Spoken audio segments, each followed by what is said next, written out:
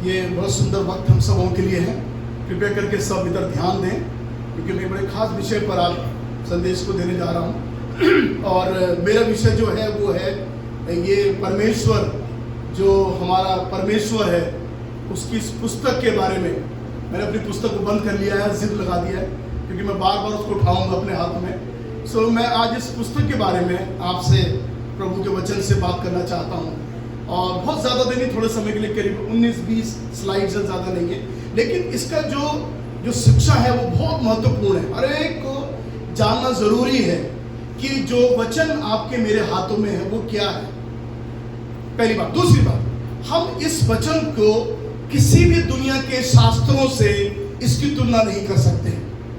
आज जब आप देखेंगे तो आपको दम हो जाएगा देखकर कि ये कितनी एक अनुपम बट यूनिक एक ऐसी पुस्तक परमेश्वर ने हमको दी है कि जो हमारे हाथों में है, जिसको लेकर हम जब उसको पढ़ते हैं, उसका मनन हम जब करते हैं, मैं बताऊं परमेश्वर की आत्मा आज भी 2020 में हमसे बातें करती है।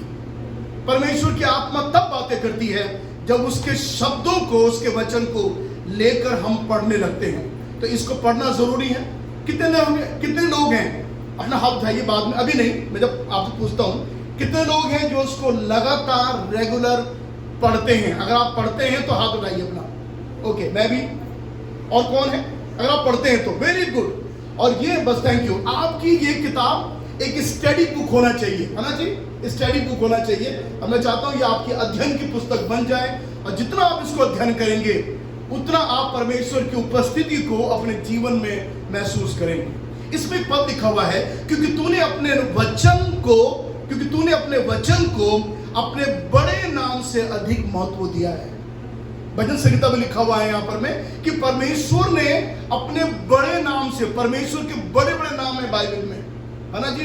परमेश्वर चंगा करने वाला, परमेश्वर जरूरत पूरा करने वाला, परमेश्वर ये करने वाला, वो सर्वशक्तिमान है, सर्वव्यापी है। बड़े बड़े नाम हमको बाइबल में मिलते हैं, लेकिन बाइबल में लिखा हुआ परमेश्वर ने अपने वचन को अपने उन सारे बड़े बड़े नामों से परमेश्वर ने उसको महत्व दिया है। मुझे शिक्षा देना बहुत अच्छा लगता है। मुझे ऐसा लगता है जब हम कुछ लोगों को ट्रेन कर रहे हैं, तो याद रखिए कितना महत्वपूर्ण चीज परमेश्वर के लिए ये है। और जब ये परमेश्वर के लिए महत्वपूर्ण है तो आपके लिए, मेरे लिए कितनी ज्यादा होना चाहिए। समझ गए आप लोग? देखिए, परमेश्वर अपने नाम से अधिक अपने वचन को महत्व दे रहा है, तो उसका वचन हमारे लिए कितना महत्वपूर्ण होना चाहिए। आगे चलकर हम पाते हैं बाइबल में। ओके, बाइबल जो वर्ड यहाँ पर है, इसका मतलब एक्चुअली बिब्लोस, जो वर्ड ग्रीक भाषा में इस्तेमाल किया जाता है, हम जानते हैं उसको, उसके नाम का मतलब होता है पुस्तक। तो ये पुस्तक है। एक बात मैं क्लियर कर देना चाहता हूं, बहुत से लोग उसको धर्मशास्त्र बोलते हैं क्योंकि उन लोगों को अकल नहीं है। बाइबल जो है वो धर्मशास्त्र नहीं है, वो पवित्र शास्त्र है। हालेलुया। अगर आप धर्म बोलेंगे, धर्म का शास्त्र, तो जाने कितने धर्म है, उनका शास्त्रों में से एक शास्त्र ये भी है, तब हम कह देंगे। लेकिन बाइबल जब आप पढ़ते हैं, इसकी जो आप पवित्रता देखेंगे तो आपको लगेगा, इनके शब्दों में अगर आप जाएंगे तो आप पाएंगे ये धर्म नहीं है, धर्म से कोई लेना देना इस पुस्तक का नहीं है, परंतु ये पवित्र शास्त्र है, क्योंकि ये पवित्र आत्मा की प्रेरणा से रचा गया है। हालेलुया। तो आप देख रहे हैं इसलिए कितना महत्वपूर्ण चीज है। सो बाइबल को किसी ने बड़े अच्छी तरह समझाया। आप जानना चाहते हैं BIBLE किस बात पर खड़ा होता है? मैंने अपनी इस बाइबल में कितने साल पहले, एक ने मुझे चिट्ठी में लिखा था, एक पास्टर ने चिट्ठी में, विदेश में से, उन्होंने मुझे चिट्ठी में लिखा था। वो चिट्ठी फट गई, लेकिन मैंने उसमें से ये उतार दिया। देखिए, बी का एक स्टैंड करता है, मार दीजिए, हाँ जी, ओके, इस तरह से है। बी जो स्टैंड करता है बेसिक, और आई स्टैंड करता है इंस्ट्रक्शन, बी स्टैंड करता है बिफोर, और एल स्टैंड करता है लिविंग, और ई स्टैंड करता है earth. So basic, instruction, before, living, earth, ये वो पुस्तक है। पृथ्वी के छोड़ने से पहले, इस दुनिया को छोड़ने से पहले, ये बुनियादी आदेश हैं जो हमें मालूम होना चाहिए। आपको मालूम, अगर आपको ये बातें मालूम नहीं है इसकी, क्षमा करें, अगर आप माना आप स्वर्ग में भी जाएंगे, माना जाएंगे, तो वहां जाके आप बोलेंगे, हाँ मैं कहाँ गया, ये क्या चीज है, बड़ा अच्छा है, तो हाँ क्या बढ़िया है, लेकिन ये क्या चीज है आपको मालूम ही नहीं है। पर ये आपको एक इतना एजुकेट बनाएगी, आपको मालूम हो जाएगा दरअसल स्वर्ग क्या है ना जी। और आप नरक में गए तो फिर जाके वहां चिल्लाओगे, बोलेंगे हमें किसी ने बताया नहीं था इस बात के बारे में। तो बाइबल कुछ और नहीं है, लेकिन वो बेसिक इंस्ट्रक्शन है before living the earth. So it's a beautiful book कि आपको दुनिया छोड़ने से पहले ये आदेश, ये कानून आपको मालूम होना चाहिए। हाँ जी, आगे बढ़कर ये 5 बड़े मेथड अच्छे हैं। 5 हमारी उंगलियां हैं और ये हम 5 तरीके से बाइबल को सीख सकते हैं। नंबर 1 प्लीज हरी अप है मेरे साथ में। नंबर 1 सुनना, हाँ जी, कान की उंगली। उसके बाद में दूसरा नंबर पढ़ना, तीसरा अध्ययन करना, चौथा याद करना, कंठस्थ करना, और 5वां मनन करना।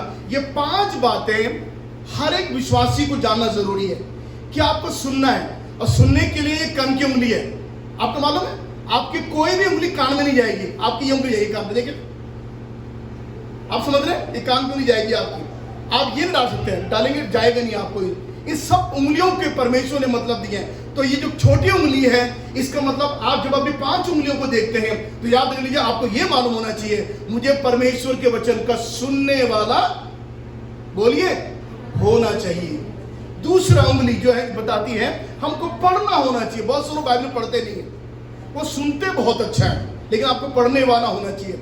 उसके बाद पढ़ना ही काफी नहीं है, उसका स्टडी करना जरूरी है, अध्ययन करना जरूरी है। जब आप पढ़ते हैं तो आप उसको मनन करें, इसमें क्या लिखा हुआ है, अच्छा ये ऐसे लिखा हुआ है, हाँ लेकिन उस पदों में ऐसे लिखा हुआ है, तो आपको अध्ययन होना जरूरी है। फिर आपको याद करना चाहिए, क्योंकि परमेश्वर ने जगत से यूहन्ना 3:16 है ना जी, ऐसे जनरल पद हैं, 3:33, 6:33, ऐसे कई पद हैं जो आपको याद होने चाहिए। और आखिरी में इसका आपको मनन करना चाहिए। You should meditate on the word of God, very important. तो ये 5 बातें, ये 5 उंगलियां 5 बातों को सिखाती है ना जी। आप सीखें इन चीजों को, ये बहुत खास बात है। हम आगे पढ़ रहे हैं। उसके बाद में बाइबल में इसको हम परमेश्वर का वचन बोलते हैं, लेकिन बाइबल में एक नया शब्द प्रयोग किया गया है, the book of the lord, Jehovah की पुस्तक। और केवल जो मैंने ये अध्ययन तैयार किया है, इस पद को पढ़कर ही मैंने तैयार किया। अब आप सुनिए बहुत ध्यान से, ये यहोवा की पुस्तक है, अर्थात ये this is the book of the Lord. ये किसी चर्च की नहीं है, ये ज़ायन गॉस्पेल मिनिस्ट्री की बुक नहीं है, ये किसी मेथोडिस्ट की बुक नहीं है, ये किसी सीएनआई की बुक नहीं है, ये किसी रोमन कैथोलिक की किताब नहीं है, ये परमेश्वर यहोवा की पुस्तक है ना जी। देखिए पद बहुत अद्भुत है। हाँ जी, देखिए इस वचन यहां पर लिखा हुआ है, यशायाह के 34:16 पद में लिखा हुआ है, सीक द बुक, पुस्तक में ढूंढो। नंबर 2, हाँ जी, रीड द बुक, पुस्तक को पढ़ो। हाँ, नंबर 2 के बाद में फिर क्यों ऐसा करो, why we need to seek the book, हमको किताब ढूंढने की जरूरत क्यों है, हमको इसमें से ढूंढने की जरूरत क्यों है, हमको इसको पढ़ने की जरूरत नहीं क्यों है। आप जानते हैं क्यों? क्योंकि ये परमेश्वर के मुख से निकली हुई आज्ञा है। It is from the mouth of the Lord. मैं थोड़ा ध्यान इस बात में चाहूंगा आपका लगाने के लिए कि इसलिए हमको इसको ढूंढना है, इसलिए हमको उसको पढ़ना है, क्योंकि ये परमेश्वर के मुंह से निकली हुई बात है। दूसरी बात जो बहुत खास बात है, हाँ जी, और लिखा हुआ है उसी की आत्मा ने इन्हें इकट्ठा कर दिया। हालेलुया, कितनी अच्छी बात है। हमको इसलिए ढूंढना है वचन को, हमको इसलिए पढ़ना है, इसलिए मनन करना है, इसलिए सुनना है, क्योंकि परमेश्वर के ये मुंह से निकली हुई आज्ञा है। परमेश्वर ने अपने मुंह से निकाला है, किसी बड़े दार्शनिक, किसी बड़े धर्म गुरु से निकाला। स्वर्ग के परमेश्वर जो स्वर्ग में विराजमान रहता है, उस परमेश्वर ने अपने मुंह से निकाला है। हालेलुया, ये परमेश्वर के मुंह से निकले हुए शब्द हैं। और जब परमेश्वर ने मुंह से निकाला, ध्यान दीजिए मेरी तरफ, जब परमेश्वर की शब्द मुंह से निकले, ऐसे निकले, पवित्र आत्मा ने सारे शब्दों को इकट्ठा कर लिया। हालेलुया, और इकट्ठा करने के बाद परमेश्वर ने वचन को हमारे हाथ में दे दिया। हालेलुया, हालेलुया, सब धन्यवाद दें, अपनी बाइबल को ऊंचा करके धन्यवाद दें। हालेलुया, अपनी बाइबल को ऊंचा करके धन्यवाद दें। हालेलुया, कितनी अद्भुत बात है मेरे प्रियो। परमेश्वर के निकले हुए शब्दों को पवित्र आत्मा ने इकट्ठा कर कर आपके मेरे हाथ में दे दिया। इसलिए ये ईसाइयों की किताब नहीं है। मुझे जब कोई ऐसा बोलता है, मुझे ऐसा लगता है कि मुझे गंदी गाली दे रहा मुझे। कृपया करके नोट करें इस बात को, ये पुस्तक ईसाई धर्म की किताब नहीं है, परंतु परमेश्वर के मुख से निकले हुए वचन, उसकी आज्ञा, उसके कानून जब ये निकले थे, पवित्र आत्मा ने सबको इकट्ठा करके आपके मेरे हाथ में दे दिया। हालेलुया। ओ जब आप उसको प्रचार करते हैं, इसलिए लोगों की जिंदगी तब्दील हो जाती है, इसलिए पाप के लोग बच जाते हैं, इसलिए लोग जो बुरी जिंदगी बिताते हैं वो सुधर जाते हैं, लोग चंगे हो जाते हैं, लोगों को नई जिंदगी जीने को मकसद मिल जाता है, जो लोग नहीं जानते उनको जानने का मौका मिल जाता है, जो असत्य में जिंदगी बिताते हैं उनको सत्य मिल जाता है। यही कारण है। आपको मालूम है, ये बहुत जबरदस्त है बहुत। और आप सुनेंगे आपको ताज्जुब होगा। हम आगे डाल सकते हैं एक चीज और पे, इसलिए मैंने यहां पर लिखा हुआ है not man made book. It is not a man made book, किसी इंसान ने इसको नहीं बनाया। हाँ जी, आगे चलकर इसलिए बाइबल में देखिए बात, सो परमेश्वर ने अपने मुंह से कहा, पवित्र आत्मा ने उसको गैदर कर दिया। देखिए एक नया बात मैं कहना चाहता हूं, हर एक पवित्र शास्त्र, देखिए धर्मशास्त्र नहीं लिखा बाइबल में, मेरी बाइबल में हिंदी में धर्मशास्त्र नहीं लिखा हुआ है, लेकिन लिखा हुआ है पवित्र शास्त्र परमेश्वर की प्रेरणा से रचा गया है। और जब हिंदी में ऐसे लिखा हुआ है, एक बहुत बड़ी गलती हुई है हिंदी भाषा में अनुवाद में, अंग्रेजी में लिखा हुआ है परमेश्वर ने अपनी सांस से इसको रच दिया। So he has breath out his word, परमेश्वर ने अपने वचन को, अपने शब्दों को अपनी सांस से इसको संवार दिया। हम सांस लेते हैं तो याद रख लीजिए, ये कुछ और नहीं है, परमेश्वर का वचन परमेश्वर की सांस है। अगर आप सांस नहीं लेंगे आप मर जाएंगे। हा? परमेश्वर ने जब सांस ली तो ये वचन रचा गया है, लिखा हुआ है जो परमेश्वर की प्रेरणा से रचा गया है। बड़ा प्यारा शब्द है। यदि कभी किसी की बेटी होती है तो प्रेरणा नाम रखिए उसका, बहुत प्यारा नाम है। सो क्यों? क्योंकि प्रेरणा हमको यह दिखाती है कि यह परमेश्वर की ओर से रचा हुआ वचन है। और ये काहे के लिए ठीक सिद्ध है? ये उपदेश देने के लिए, समझाने के लिए, सुधारने के लिए और शिक्षा के लिए। ये क्या है? बोलिए सब, ये क्या है? बोलिए क्या है? ये लाभदायक है। ये वचन उपदेश देने के लिए, ये वचन समझाने के लिए, ये वचन सुधारने के लिए, जिनकी जिंदगी सुधरी हुई नहीं है। कई लोग जो शराब पीते हैं, कई लोग जो झगड़े करते हैं, जो कोई दगाबाज है, जिनका जीवन सुधरा हुआ नहीं है, जब ये वचन को सुन लेते हैं उनका जीवन सुधर जाता है। हालेलुया। सुधारने के लिए और शिक्षा के लिए लिखा हुआ है, ये लाभदायक है। क्यों? आई लव, उसके बाद आगे, ताकि परमेश्वर का जन सिद्ध बने और भले कामों के लिए तत्पर रहे। हालेलुया। क्या बात है। देखिए आपके हाथ में जो है, ये ईसाइयों की किताब नहीं है, मैं फिर कह रहा हूं आपसे, ये इसीलिए है ताकि पर ये सारी चीजों के लिए लाभदायक है, ताकि परमेश्वर का जन सिद्ध बने, ताकि मेरी बहनों आप सिद्ध बनो, ताकि मेरे भाइयों आप सिद्ध बनो, आपकी कलीसिया सिद्ध हो, आपका परिवार सिद्ध हो। इसको महत्व देना सीखो। मेरा एक दोस्त था ओएम में, उसका नाम अशोक वानखड़े उसका नाम था उस लड़के का। बहुत कॉमेडियन जैसा था। कई लोगों को नींद आ रही है। अगर मैं ऐसा प्रचार कहीं बाहर साउथ इंडिया में करूंगा तो लोग खड़े जाते हैं कई बार। तो मैं ये कह रहा हूं आप ध्यान दीजिए, क्योंकि मैं 2-3 बातें और खास कहने जा रहा हूं आपसे। तो मैं एक फ्रेंड था, अशोक वानखड़े नाम था उसका, बहुत कॉमेडियन जैसा, मजाक की करने वाला आदमी। एक दिन मैंने उसको बाइबल पढ़ते हुए, दुआ करते हुए देख लिया। अरे मुझे बड़ा ताज्जुब हुआ, क्योंकि वो कभी नहीं करता था, कोई बाइबल नहीं पढ़ता था। तो मैंने उसको बड़ी गंभीरता से, और बड़े बाल गीले हो रहे, नहा के बाइबल पढ़ने गया। नहाया पहले, और नहाने के बाद अपनी चरपाई में पलोती मार के बैठा हुआ है, और बाइबल बड़ी श्रद्धा से खोल के बैठा हुआ है, बहुत आराम से, बहुत गंभीरता से बाइबल को देख रहा, पढ़ रहा। मैं आया, मैंने कहा अशोक, मैंने तू क्या कर रहा? मैं बाइबल पढ़ रहा हूँ यार। तो मैंने कहा तुझे मैंने कभी नहीं देखा भाई मेरे बाइबल पढ़ते, प्रार्थना करते थे। तो आज ही क्यों पढ़ रहा? कि आज मेरा जन्मदिन है।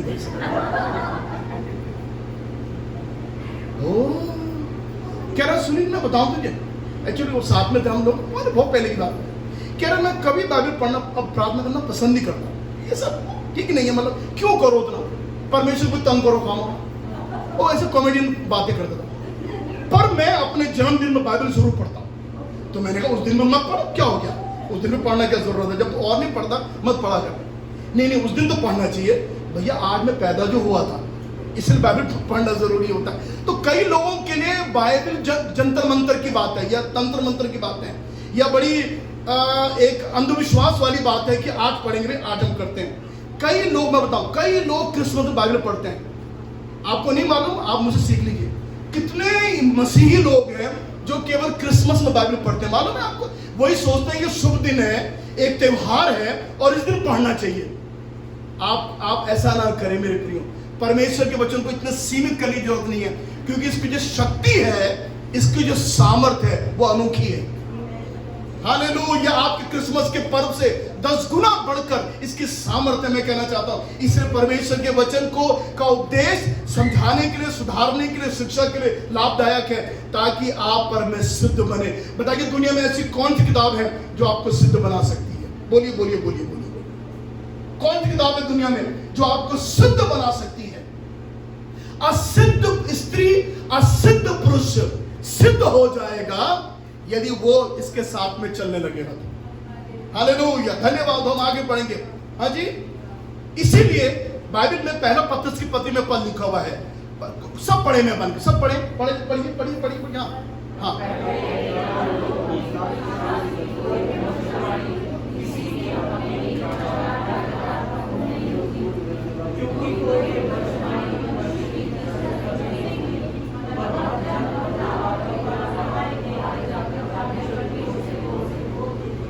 ओके, समझ लिया आपने? लिखा हुआ ये जान लो कि देखिए, फिर पवित्र शास्त्र आया, धर्म शास्त्र नहीं आया, पवित्र शास्त्र की कोई भी भविष्यवाणी किसी के अपने विचारधारा के आधार पर पूर्ण नहीं होती है। It is not your opinion, it's not church opinion, it's not pastor opinion। ये कलीसिया के पासवान के अपने विचार नहीं है, ये अपने कलीसिया के विचार नहीं है। लिखा हुआ है क्योंकि कोई भी भविष्यवाणी मनुष्य की इच्छा से कभी नहीं हुई, परंतु भक्तजन जिन्होंने वचन को लिखा है वो पवित्र आत्मा के द्वारा उभारे जाकर परमेश्वर की ओर से बोलते थे। तो परमेश्वर के मुंह ने जब बातें निकली, पवित्र आत्मा ने उनको इकट्ठा कर लिया। आगे लिखा हुआ है क्योंकि ये वचन जो है ये आत्मा के प्रेरणा से रचा हुआ है, पवित्र आत्मा ने इसको लिख डाला।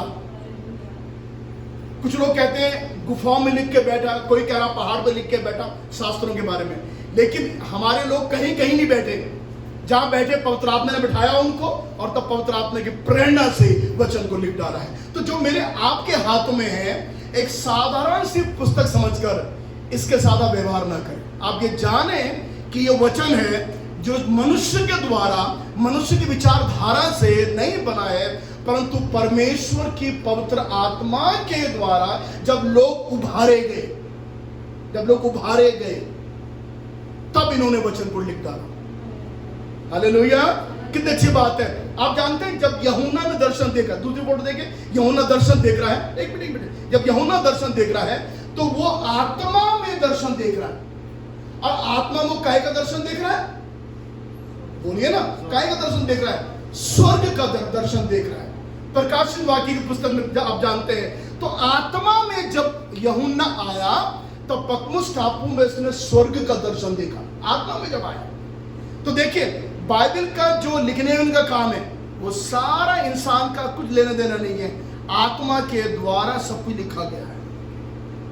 तो परमेश्वर के लोग जो उभारे गए, पवित्र आत्मा की प्रेरणा उनके पर हुई, उसके बाद तब उन्होंने इस वचन को लिख डाला। इसीलिए आज भी यह वचन इसलिए प्रभावशाली है, इसीलिए आज ये वचन लोगों की जिंदगी को तब्दील कर देता है। देखिए इसके और क्या काम है। हाँ जी, हाँ जी। और इसीलिए बाइबल में लिखा हुआ है, the letter kills but the spirit gives life. शब्द मारता है परंतु आत्मा जिलाता है। इसका मतलब ये जो शब्द परमेश्वर के मुंह से निकले थे, जो आपके मेरे हाथों में है, ये मारता है। ये वचन क्या करता है? बोलिए, क्या करता है? नीचे लिखा हुआ है यहां पर में, शब्द क्या काम करता है? मारता है, परंतु आत्मा जिला देता है हमको। जब वचन प्रचार किया जाता है तो वचन कई बार ऐसा लगता है जैसे कोई हमको मार रहा हो पकड़ के। एक चोर को अगर आप चोरी के बारे में बोलोगे, उसको इतना बुरा लगेगा, हाय ये मेरे बारे में क्यों बोल रहे हैं? तेरे बारे में नहीं कह रहे हो, तो वचन प्रचार कर रहे हैं। तो आप देख रहे हैं, उसको लगे जैसे मुझे मार रहे हैं। तो वचन मारता है, लिखा हुआ है, शब्द मारता है परंतु आत्मा जिला देता है हमको। तो वचन आया हमारे हृदय में, उसने ऐसा मारा, ऐसा कायल किया, हमारे हृदय छिद गए। और उसके बाद पवित्र आत्मा आया, उसने हमको हमारी बुरी हुई और मरी हुई अवस्था से हमको बाहर निकाल खड़ा कर दिया। सो आत्मा ने हमें जला दिया, वचन ने हमको मारा था, हमें कायल किया था। हम आगे पढ़ेंगे और देखेंगे जब पतरस ने प्रचार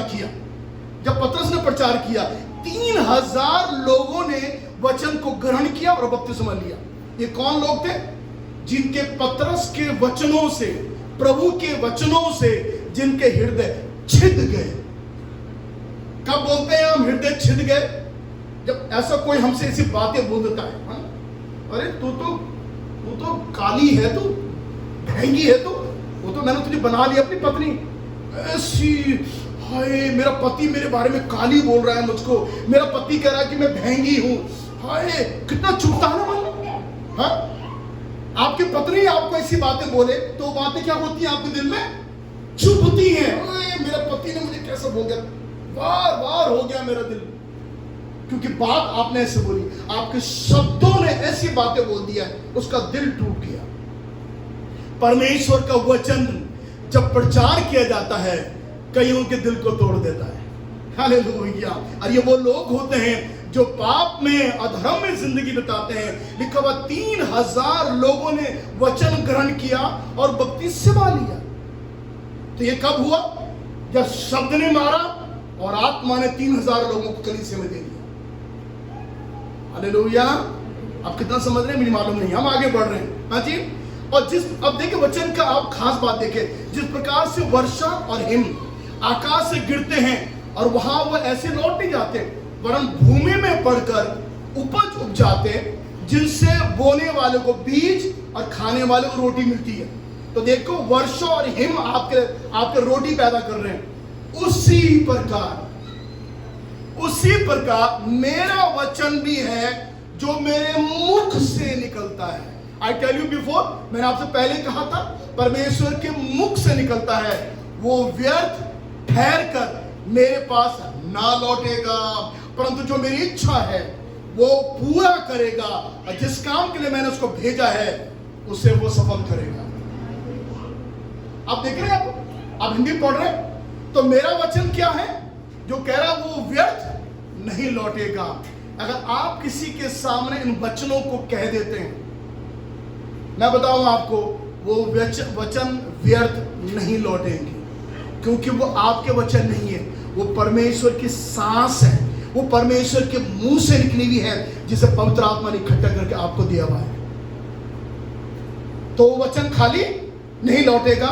एक खास बात है, लिखा हुआ वो मेरी इच्छा को पूरी करेगा, वो पूरा करेगा, और जिस काम के मैंने उसको भेजा है उस काम को वह अकम्प्लिश करेगा। मेरे आपके जीवन में उन वचनों को प्रभु जो आपको दिया है वो ऐसी खाली है नहीं है।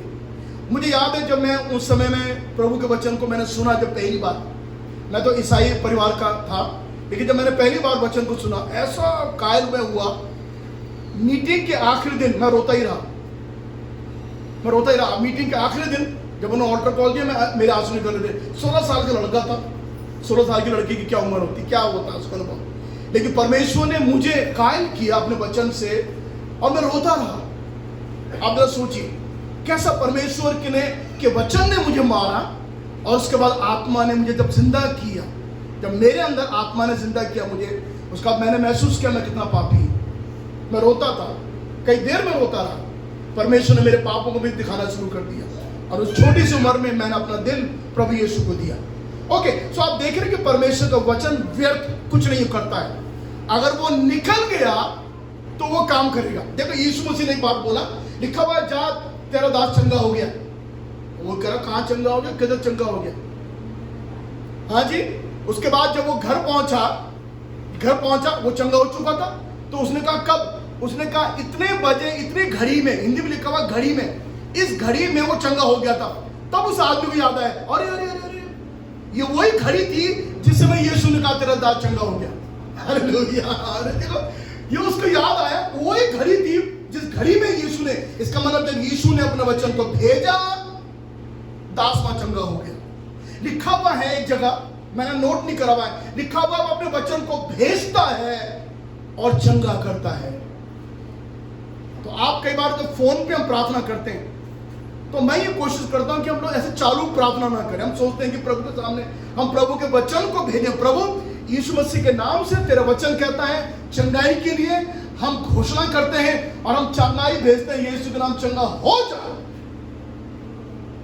क्योंकि ये हम नहीं कह रहे, ये हमारे नहीं है। मैं आपको बताना चाहता हूं ये मेरे शब्द नहीं है, क्योंकि ये परमेश्वर के शब्द हैं, हम केवल उसको इस्तेमाल कर रहे हैं, है ना जी। ओके, हम आगे पढ़ते हैं। दूसरी बात, पहली बात मैंने बताई थी, बाइबल लिखा हुआ it is the book of the Lord, ये प्रभु की, यहोवा की पुस्तक है। दूसरा शब्द जो बाइबल में प्रयोग किया गया है, the book of the Lord, ये कानून की पुस्तक है। पहले वो प्रभु की पुस्तक थी, अभी ये कानून, it's a book of the law, है ना जी। और बाइबल लिखा हुआ ये ऐसी बुक है जिसमें परमेश्वर के कानून लिखा हुआ है। आप बच नहीं सकते। उस कानून के अंतर्गत आपको दंड मिलेगा, उस कानून के अंतर्गत आपको नरक में जाना पड़ेगा, उस कानून के अंतर्गत आपको दुनिया में कई दुख भोगने पड़ेंगे, क्योंकि वो परमेश्वर का कानून है जो उसमें लिखा हुआ है। और सुनिए, बाइबल में पुराने समय में परमेश्वर देन एंड देयर मृत्यु, मौत दे देता था, लोग मर जाते थे। नैनी में भी हुआ ऐसा, लेकिन परमेश्वर देने, वो कानून का परमेश्वर है, उसने उसको पूरा किया, लोगों को दंड दिया। और क्योंकि उनके पाप इतने घिनौने गंदे थे, परमेश्वर को दंड देना पड़ा। सो ये it's a book of the law, ये कानून की व्यवस्था की पुस्तक है। हाँ, एक पद लिखा हुआ है, सब जानते हैं, और मैं चाहता हूं कि आपका होमवर्क है, अगले द्वार में मैं सबसे इस पद को चाहता हूं कि आप याद करके आए। लिख लीजिए, पेपर कहीं लिख लीजिए, यहोशू की पुस्तक पहला अध्याय उसका 8 पद।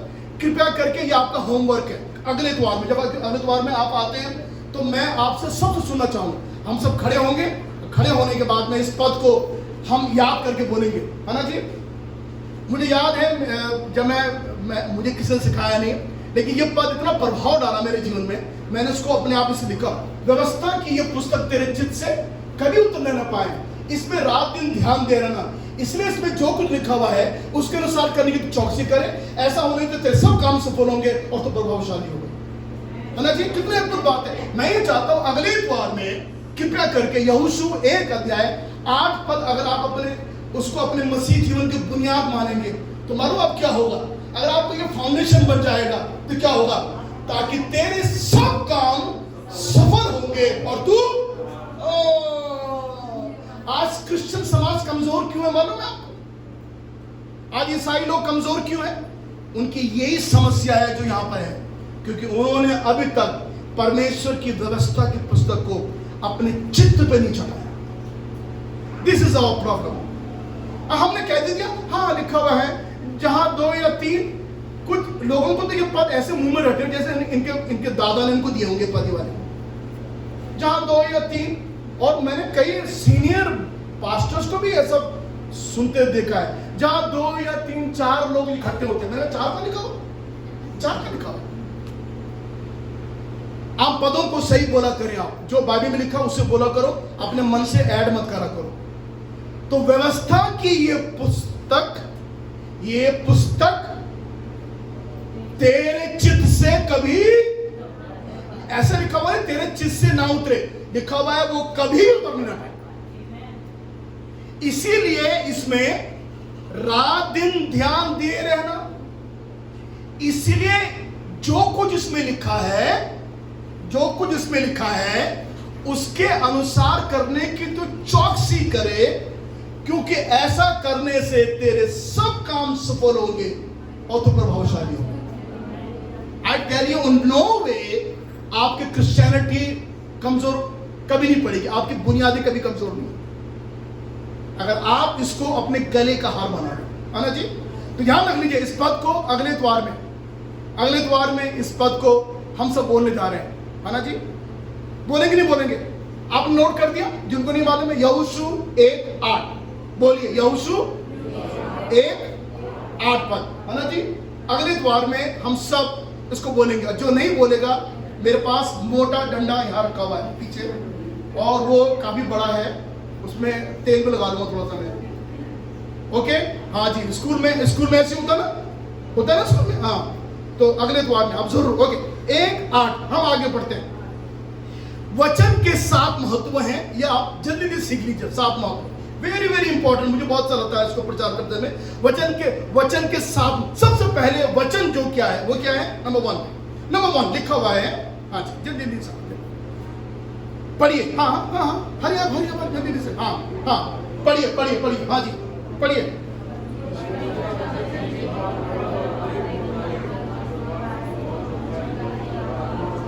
हाँ जी,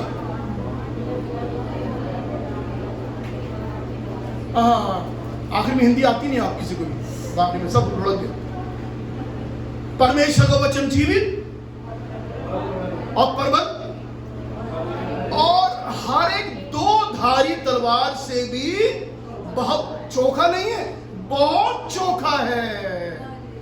ये 2 धारी तलवार, सुनिए, आपने तलवार देखी है, आपने तस्वीर में देखी होगी, जिसमें ऊपर तो थोड़ा सा मोटा होता है और नीचे धार होती है, और वो उसका जब मारते हैं तो उसमें ज्यादा जोर से मारने होती है, आप आदमी वैसे कट जाता है गर्दन उसकी, नीचे धार होती है, ऊपर मोटा होता है।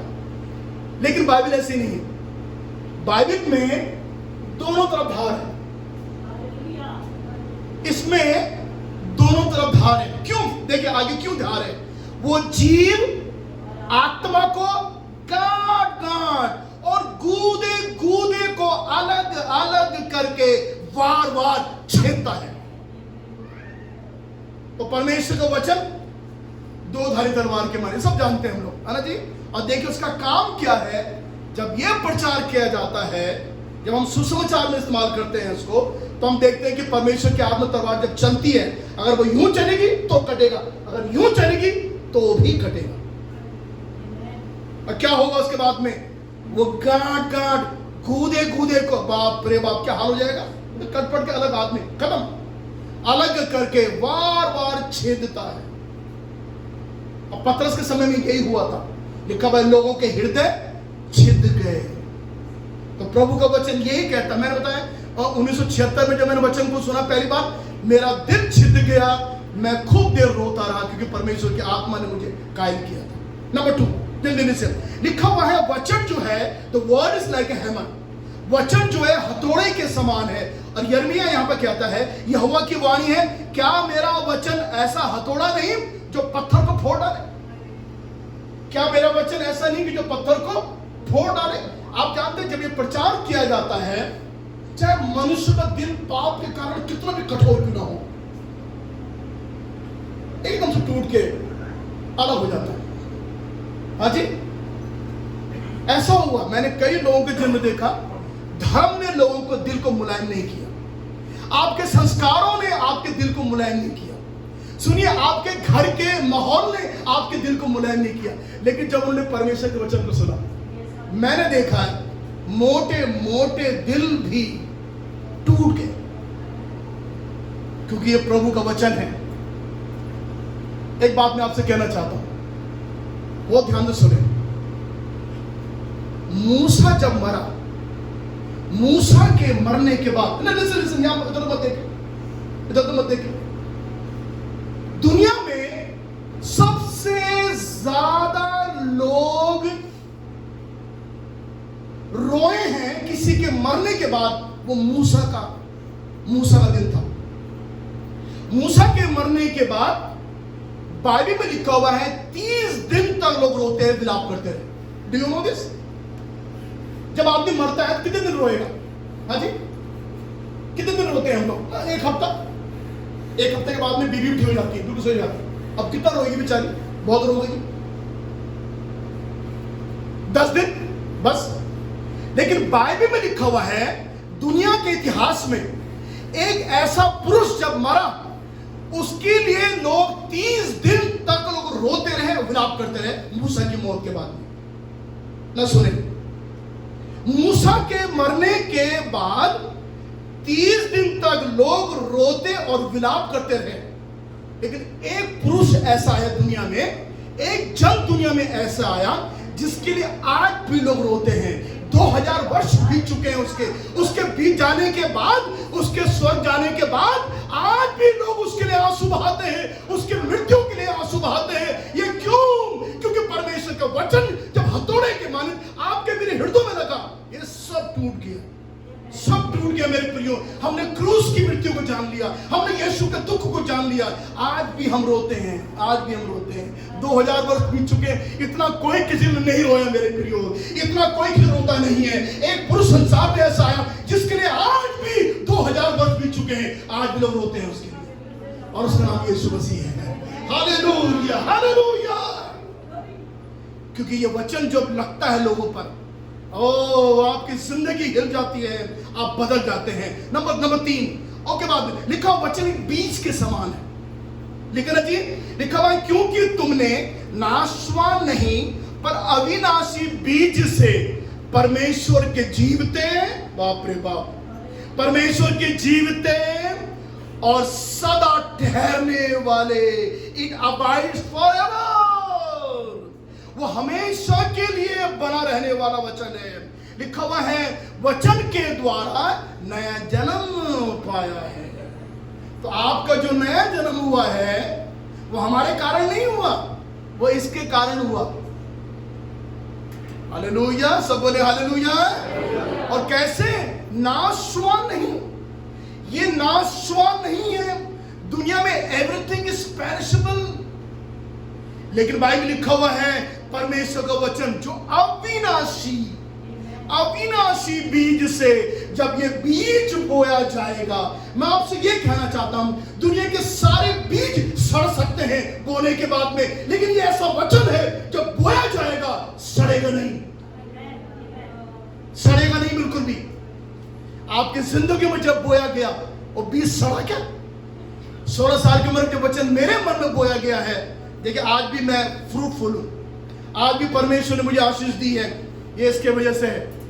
इसीलिए मैं इस पुस्तक को सबसे ज्यादा प्यार करता हूं। मैं दुनिया में कोई भी किताब पढ़ता हूं थोड़ी देर पढ़ता हूं, लेकिन ये मैं काफी देर पढ़ सकता हूं उसको, क्योंकि आज भी ये लोगों के जीवन से बात करती है। तो ये ऐसा बीज है, जब आपने वचन सुना, परमेश्वर के वचन के बीज जब आपके मन में गया, आपने उद्धार पा लिया। हालेलुया। हम ईसाई नहीं हुए हैं, हम तो स्वर्ग के हो गए हैं। हालेलुया। इस स्वर्गीय वचन ने हमें स्वर्गीय बना दिया। जरा आप सोचो। हाँ जी, नंबर 4 जल्दी से, वचन जो है वो दर्पण के समान है। और याकूब का एक अध्याय 23-25 पद आप पढ़ लीजिए। इस किताब को जब आप पढ़ते हैं, आपकी खुद की रियलिटी दिखाई देती है, आपकी खुद की अपनी वास्तविकता जो है, आपकी जो रियलिटी है, आपकी जिंदगी की जो सच्चाई आपके जीवन का है, जो आपका झूठापन है, जो आपके धोखेबाजी है, जो आपके लुटेरापन है, किसी को धोखा देना, किसी को चीट करना, ये सब बातें जब आप उसको पढ़ते हैं, ये आईने के माफिक आपके सामने आपका चेहरा आपको दिखा देती है, बेटा तू ठीक नहीं है। आईने जब आप खड़े होते हैं तो क्या देखते हैं अपने आप को? जैसे आप वैसे दिखते हैं ना, कौन सा आप कुछ और दिखाई देंगे? आप जो हैं, मान आपके बाल खड़े हुए तो आपके बाल खड़े दिखाई देंगे आईने में। जब आप प्रभु के वचन को आप पढ़ते हैं, ये एक ऐसा आईना है जो आपकी रियलिटी, आपकी जिंदगी दिखा देता है। और तब आप कहते हैं हाँ प्रभु, मैं तो बहुत बड़ा इंसान हूँ प्रभु, मुझे माफ कर दे, मैं आपसे नहीं करूंगा प्रभु। तो आपके आईने ने आपको दिखा दिया आप क्या हो। हालेलुया। कितने बार मैंने देखा लोगों के जीवन में परिवर्तन आया। लोगों ने कहा ये परिवर्तन इसीलिए आया जब मैंने वचन को पढ़ा, इस वचन ने मेरे मन को तब्दील कर दिया, मुझे बदल दिया। नंबर 5, ये वचन अग्नि के समान है ना जी। लिखा हुआ है यहोवा की वाणी है, क्या मेरा वचन आग सा नहीं? हेलो, ध्यान दीजिए, थोड़ी देर के लिए ध्यान दीजिए। क्या मेरा वचन आग सा नहीं? उसका वचन मेरे हृदय में ऐसा है मानो मेरी हड्डियों में धधकती हुई आग हो। और ये परमेश्वर का वचन एक अग्नि के समान ऐसा है कि आपके सारे जीवन में जितना कूड़ा कचरा भरा हुआ है, गंदगी भरी हुई है, उसको सब कुछ भस्म करने की योग्यता रखता है। दूसरी बात, जब वचन को सुनते हैं आपके अंदर एक आग लग जाती है। मैंने देखा, आपको पसंद नहीं आएगा, आपको बुराई पसंद नहीं आएगी, बिल्कुल नहीं, मैं नहीं पसंद करता इसको, नहीं मुझे बिल्कुल पसंद नहीं है ये। आपको इसलिए पसंद नहीं आ रहा है क्योंकि आप इसमें चले गए हैं, इसके अंदर, और ये आपको बता रहा है ऐसा ये गलत है। और तब परमेश्वर की जो वचन जो है अपनी आत्मा के साथ मिलकर, मतलब वचन की आग और पवित्र आत्मा की आग मिलकर आपके जीवन में वो जो कोरोना के जो गंदे बीज पड़ गए उनको भस्म करने की योग्य है। तो परमेश्वर के वचन की आग और पवित्र आत्मा की आग दोनों मिलकर आपको वो जो अंदर जो चीज है, जो गंदी चीज फंसी हुई है, जो भस्म होने वाली चीज है, वो भस्म हो जाएगी। हालेलुया। इसलिए परमेश्वर के वचन को का सम्मान करना, इसको पढ़ना, इसका अध्ययन करना, इसका मनन करना, ये हमारे लिए बहुत महत्वपूर्ण है, क्योंकि ये ऐसी आग है जो हमारी हड्डियों में भी अंदर जला के उसको भस्म कर सकती है। और एक ऐसी आग है जो प्रभु हमारे मन में लगाता है। जब दुनिया में हम लोग रहते हैं, हम देखते कुछ अच्छा नहीं हो रहा है, हमारे मन में आग लग जाती है। हम अन्याय देखते हैं, हम आग लग जाती है। जब किसी लड़की के साथ बलात्कार होता है इस देश में, हमारे मन में आग लग जाती है। क्यों? क्योंकि ये वचन है जो हमारे अंदर आग को पैदा कर देता है। देखिए बाइबल लिखा हुआ है, जब पौलुस एथेन में प्रवेश किया, लिखा हुआ है उसका जी जल गया। क्यों? क्योंकि सारा एथेन मूर्तियों से भरा हुआ था। पढ़िए उस पद में लिखा हुआ है, यहाँ पर में प्रेरितों का काम 17 अध्याय उसके 16 पद में लिखा हुआ है, और पौलुस का जी जल गया। पौलुस का जी जल गया जब उसने पूरे एथेन देश को मूर्तियों से भरा हुआ देखा। आपका दिल भी जलना चाहिए ऐसा। ओ यहाँ कलीसिया होनी चाहिए थी, यहाँ कलीसिया नहीं है, यहाँ कलीसिया टूट रही है। यहाँ पर कलीसिया में तमाम राजनीतिक फैली हुई है, लोग पादरी की कुर्सी के लिए मर रहे हैं, लोग बिशप के लिए इलेक्शन में दारू बेच रहे हैं। आपका जी जल जाना चाहिए। आपको कहना चाहिए गलत है, ये बाइबल के अनुसार नहीं है। अब मैं कई बार लोगों से कह देता हूं, आपने जो किया है ये गलत है दुनिया की नजरों में, लेकिन मैं आपको बता देना चाहता हूं ये गलत नहीं है, ये पाप है। कई बार हम सोचते हैं गलत, थोड़ा बहुत गलत आराम का शब्द है, भाई गलती हो गई, ऐसा नहीं। मैं बोलता हूं ये गलत नहीं है, ये पाप है और आपको उसकी मजदूरी भोगना पड़ेगा। सो परमेश्वर का वचन जब आग के समान आपकी मेरी जिंदगी में लगता है, तब हम देखते हैं ओ ये परमेश्वर वचन कितना जलनशील है, जलन रखने वाला वचन है जो हमारे लिए परमेश्वर ने हमको दिया हुआ है। नंबर 6 है ना जी, तेरा वचन मेरे पांव के लिए दीपक और मेरे मार्ग के लिए क्या है? उजाला है। आपके अंधेरे जीवन में, जिसमें आप सोचते मेरे जीवन में अंधेरा है, जिसमें आपको कुछ दिखाई नहीं दे रहा कि आगे आपका क्या होने वाला है, मैं आपसे कहना चाहता हूं इस वचन का अध्ययन करना शुरू करें, इसको आप पढ़ना शुरू करें, यह आपके लिए उजाला बन जाएगा। हालेलुया, धन्यवाद हो प्रभु का वचन जो मेरे मार्ग के लिए ये एक ऐसा प्रकाश देने वाला वचन है जो एक विश्वासी का दिन प्रतिदिन मार्गदर्शन करता है। ये रोज हमको, अगर ये ना हो, हटा दीजिए इसको यहां से, ये ना हो, हमारे पास कुछ भी नहीं है जीवन जीने के लिए, पर हम जब उसको रोज पढ़ते हैं, ये रोज हमारा मार्गदर्शन करता है। मानो हम जा रहे हैं, गलत राह में जा रहे हैं, अचानक से दिल में बताएगी तू कहां जा रहा? हाँ प्रभु क्षमा कर, मैं नहीं जा रहा, मैं लौट रहा हूं वापस। क्यों? ये आपका मार्गदर्शन कर रहा है। क्योंकि आप अंधेरे में जा रहे थे, अंधेरे में इसने कहा कहां जा रहा? अंधेरे में। जब आप किसी की झूठी गवाही देने जा रहे हैं कोर्ट में, हाँ मैंने देखा झूठी गवाही देने जा रहे हैं, जब आप जाएंगे तरह से करके, हाँ परमेश्वर का आत्मा बोले तू क्या कर रही है, तो झूठी गवाही देने जा रहा है? नहीं प्रभु मैं नहीं दूंगा। भाई साहब मैं गवाही नहीं दूंगा बिल्कुल भी, क्योंकि उस वचन ने मुझे प्रकाश में ले आया है। देखो दिस इज वेरी जनरल, ये बहुत स्पिरिचुअल मैसेज नहीं है, बहुत फायरिंग आत्मा वाला नहीं है, लेकिन ये बहुत प्रैक्टिकल बातें हैं जो हमको सीखने की जरूरत है कि परमेश्वर का वचन आपके अंधकार में जीवन को प्रकाश में ले आएगा। पढ़िए इसको। अगर आप नहीं पढ़ रहे हैं इसका मतलब आप अंधेरे में जिंदगी बिता रहे हैं। 7वीं बात, बहुत अच्छी बात है, लिखा हुआ है वचन एक पौष्टिक भोजन है और जो आत्मा को आहार देती है। Very important, this is very important. आप जब इस वचन को पढ़ते हैं, इसका अध्ययन करते हैं, मालूम क्या होता है? आपकी आत्मा को पौष्टिकता मिलती है। आप तस्वीर देखिए सामने, ये आपकी आत्मा को पौष्टिक देता है। जैसे आप शरीर में खाना खाते हैं, आपको शरीर को मिलता है, वैसे जब इसको आप इसको पढ़ते हैं, सुनते हैं, अध्ययन करते हैं, ये आपकी आत्मा को पौष्टिक बनाता है। ये एक ऐसा आहार होता है जो आपकी आत्मा को तंदुरुस्त बना देता है। इसलिए आप देखें दुनिया में प्रभु के दास लोग कितना स्ट्रिक्ट होते हैं और कितना जबरदस्त होते हैं, अपनी बातों में बिल्कुल अटल होते हैं। वो कारण ये है क्योंकि वो इसका अध्ययन करते हैं। पहले वो उनकी बातें बड़ी कमजोर हुआ करती थी, लेकिन बाद में उनकी बातें कितनी मजबूत होने लगी। दरअसल क्या है कि उनकी आत्मा अभी एजुकेटेड हो गई है। अगर आप अपनी आत्मा को शिक्षित करना चाहते हैं, इसको अध्ययन आपको करना पड़ेगा, क्योंकि ये वचन जो है ये क्या करता है, नए जन्मे हुए बच्चों की नई निर्मल आत्मिक दूध की लालसा करो, ताकि उसके उद्धार पाने के लिए बढ़ते जाओ। अब जब आप इसको पिएंगे, जब आप इसको खाएंगे, जब उसको आप लेंगे, तो क्या होगा? अपने आत्मिक जीवन में अपने उद्धार पाने के लिए आप लगातार चलते चले जाएंगे। हम आगे बढ़ रहे हैं। 2-3 बातें। अब देखिए परमेश्वर के वचन की खूबसूरती क्या है।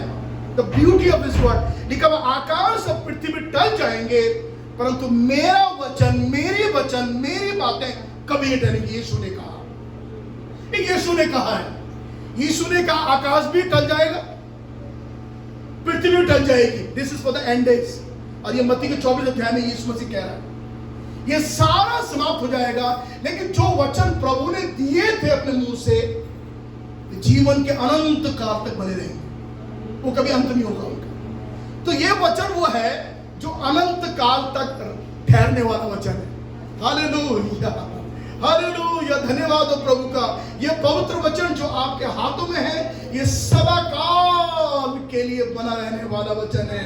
It will last forever and ever. लिखा हुआ आकाश, कितना बड़ा आकाश है, वो टल जाएगा, पृथ्वी अपनी जगह से हट जाएगी, परंतु यीशु ने कहा मेरे बातें, मेरा वचन, मेरे शब्द वो कभी भी नहीं टलेंगे। नंबर आगे बढ़ते हैं, उसके बाद आगे चलकर हाँ जी कुछ खास बातें, बुद्धि की बातें लिखी हुई है, शुद्धता की बातें। वचन के खुलने से बुद्धि मिलती है। ओके, वचन से हम संभाले जाते हैं, वचन से हम चुनाए जाते हैं। बाप रे बाप, वचन से अनुग्रह मिलता है, वचन पर आशा लगाए सकते हैं। वचन आकाश में स्थिर है, वचन मीठे हैं, मधु से भी मीठे हैं। हाँ जी, वचन से शांति मिलती है। सब बोले हालेलुया। आप देख रहे हैं वचन की खूबसूरती क्या क्या है हमारे जीवन में। जब ये खुलेगा आपकी बुद्धि खुलेगी, जब ये खुलेगा आपकी बुद्धि खुलेगी। मैं ऐसे ऐसे पास्टर्स को जानता हूं जो केवल 5 क्लास पढ़े हुए। 5 बताइए कितना होता 5? आज के जमाने में 5 बोलना तो बहुत गंदी बात है। 5 पढ़े हुए हैं, लेकिन जब वो हजारों लोगों के बीच में खड़े होते हैं, ऐसी बुद्धि की बातें प्रचार करते हैं, आपको दंग हो जाएगा सोचकर, अरे यार ये 5 क्लास पास आदमी है। कारण क्या है? क्योंकि जब वचन खुला उनके सामने, उनको बुद्धि की प्राप्ति हो गई। अगर आप बुद्धिमान बनना चाहते हैं, बेटा इसको पढ़ना सीखो, इसका अध्ययन करना सीखो। वचन आपको संभालेगा, वचन से हम चलाए जाएंगे, वचन से आपको अनुग्रह मिलेगा, वचन पे अपनी आशा आप लगा कर बैठ सकते हैं, क्योंकि वो आकाश में स्थिर है। वचन इतने मीठे हैं और लिखा हुआ है मधु से भी अधिक मीठे हैं। मधु मतलब शहद, है ना जी, हनी से भी, मीठे से उससे ज्यादा मीठे हैं। और इसके वचन में क्या है? शांति है। मेरा विश्वास है आप बाइबल के प्रति जो आपकी धारणा थी, जो आपकी सोच है, आज सुबह बदल चुकी है। हालेलुया, धन्यवाद। एक तो बात और क्या कि समाप्त कर रहा हूं, आगे चल के लिखा हुआ है, घास तो सूख जाती है, मेरा फेवरेट पद, घास तो सूख जाती है, फूल मुरझा जाता है, परंतु हमारे परमेश्वर का वचन सदैव अटल रहेगा। सो घास सूख जाएगी, फूल मुरझा जाएगा, मतलब हम ऐसी चीजों पर मन ना लगाएं जो मुरझा सकती है। इस पर मन लगाएं, ये कभी मुरझाएगा नहीं, ये सदा अटल रहेगा। एक पद और, आखिरी पद, सो विश्वास सुनने से, और सुनना ईसाई धर्म से होता है। हाँ जी, कहां से होता है? कहां से होता है? वचन से होता है। सो विश्वास सुनने से, आप सोचिए, आपने उद्धार जो पाया, आपने वचन सुना, सुनने से पहले आपने विश्वास किया, वचन सुना, आपने उद्धार पा लिया। तो ये जो प्रतिक्रिया है, ये केवल सुनने से ही हुई है और कुछ नहीं हुआ है। और क्या सुनने से हुई है? क्या सुनने से हुई है? वचन सुनने से। जब आपने वचन सुना, आपके पूरे जीवन का मोक्ष हो गया। आप जरा सोचो, ये कितनी शक्तिशाली वचन है कि आपके गंदे, घिनौने, पापी जीवन को मोक्ष देने के लिए सक्षम है। You will be totally change person जब आप अपने कान उसको सुनने को देंगे। और सुनने से क्या होगा? आपका विश्वास बढ़ेगा, विश्वास होगा, आप प्रभु यीशु मसीह पर अपने जीवन को देकर आप उद्धार की प्राप्ति हो जाएगी। उद्धार पाने के लिए कितना अच्छा सरल तरीका है ना। आपको कहीं पहाड़ पे नहीं चढ़ना, आपको किसी बकरी के गले नहीं काटना, आपको किसी को दान पुण्य नहीं करना, आपको कुछ नहीं करना। और मेरी